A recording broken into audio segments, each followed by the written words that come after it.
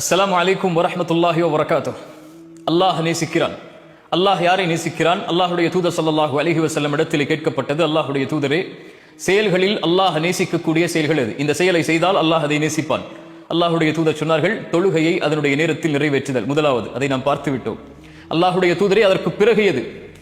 அல்லாஹுடைய தூதர் ஸல்லல்லாஹு அலைஹி வஸல்லம் சொன்னார்கள், இது செயல்களில் அல்லாஹ்விற்கு மிக விருப்பத்திற்குரிய செயல். இந்த செயலை போன்ற செயல் அல்லாஹுடைய தீனில் எதுவும் இல்லை.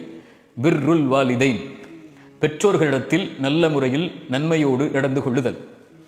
என் சகோதரனே, என் சகோதரியே, இந்த உலக வாழ்வில் உங்களுடைய தாயும் தந்தையும் உங்களோடு இப்போது உயிரோடு வாழ்ந்து கொண்டிருந்தால் அல்லாஹ் உங்களுக்கு அதைவிட பெரிய அருளை இப்போது கொடுக்கவில்லை. உங்களுடைய தாயும் தந்தையும் மரணித்திருந்தால், ஒன்று அவர்கள் உங்கள் மீது பொருத்தத்தோடு மரணித்திருந்தால் இந்த உலகிலும் மறுமையிலும் வெற்றிக்குரியவர்கள் நீங்கள். உங்களுடைய தாயும் தந்தையும் உங்கள் மீது கோபத்தோடு உங்களை பொருந்திக் கொள்ளாத நிலையில் மரணித்திருந்தால் அல்லாஹ்விடத்திலே தௌபாவின் மூலமாக திரும்பிக் கொள்ளுங்கள். நஷ்டவாளிகளாக நீங்கள் வாழ்ந்து கொண்டிருக்கிறீர்கள். குர்ஆன் சொல்லுகிறது, வகதா ரப்புக அல்லா தஅபுது இல்லா இய்யாஹ். அல்லாஹுவை வணங்குவதனுடைய கடமையை அல்லாஹ் மனிதர்களுக்கு கொடுக்கிறான். அதற்கு பிறகு வபில் வாலிதைனி இஹ்சானா, பெற்றோர்களிடத்தில் நல்ல முறையில் நடந்து கொள்ள வேண்டும் என்ற கடமையை அல்லாஹ் கொடுக்கிறான். அவர்களில் ஒருவரோ இருவரோ வயதை அடைந்து விட்டால் ஃபலா தகுல்லஹுமா உஃபின், அவர்களை பார்த்து சீ என்று வெறுக்கத்திற்குரிய வார்த்தை கூட பேசாதீர்கள். வலா தன்ஹர்ஹுமா, அவர்களை வெறுக்காதீர்கள், விரட்டாதீர்கள்.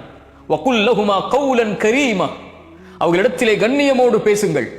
வஹ்ஃபித் லஹுமா ஜனாஹ ذுல்லி மினர் ரஹ்மா, அவர்களிடத்திலே அருளின் இரக்கத்தின் ரெக்கைகளை தாழ்த்திக் கொள்ளுங்கள்.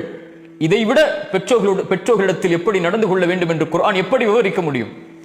அல்லாஹ்விடத்திலே கரமேந்தி பிரார்த்தனை செய்யுங்கள். வகுர் ரப்பிர்ஹம்ஹுமா கமா ரப்பயானி ஸகீரா, யா அல்லாஹ், எங்களை சிறு பிள்ளைகளாக இருந்தபோது எங்களை எப்படி இரக்கத்தோடு அன்போடு பாசத்தோடு பரிவோடு எங்களை பார்த்து கொண்டார்களோ அந்த இரக்கத்தை இந்த நிலையில் அவர்களுக்கு நீ கொடுப்பாயாக என்று அல்லாஹ்விடத்திலே பிரார்த்தனை செய்யுங்கள். குர்ஆனுடைய கணக்கிடாத வசனங்கள். அல்லாஹ் சொல்கிறான், வவஸ்ஸைனல் இன்சான பிவாலிதைஹி, பெற்றோர்களிடத்தில் நல்ல முறையில் நடந்து கொள்ளுங்கள். சிரமத்தின் மேல் சிரமப்பட்ட அந்த தாய் அவனை சுமந்திருக்கிறாள், அவளை சுமந்திருக்கிறாள். அனிஷ்குருலி ஒலி வாலிதைக், அதனால் எனக்கு நன்றி செலுத்து. அதற்கு பிறகு உன்னுடைய தாய் தந்தைக்கு நன்றி செலுத்து. எதற்கு யா அல்லாஹ் என் தாய் தந்தைக்கு நன்றி செலுத்த வேண்டும்? உங்கள் தாய் தந்தை உங்களுக்கு செல்வத்தை கொடுத்திருக்கலாம், கொடுக்காமல் இருக்கலாம். உங்களுக்கு கல்வியை கொடுத்திருக்கலாம், கொடுக்காமல் இருக்கலாம். உங்கள் மீது சொத்துக்களை சேர்த்து வைத்திருக்கலாம், சேர்த்து வைக்காமல் இருக்கலாம். உங்களை நல்ல முறையில் பராமரித்திருக்கலாம், பராமரிக்காமல் இருக்கலாம்.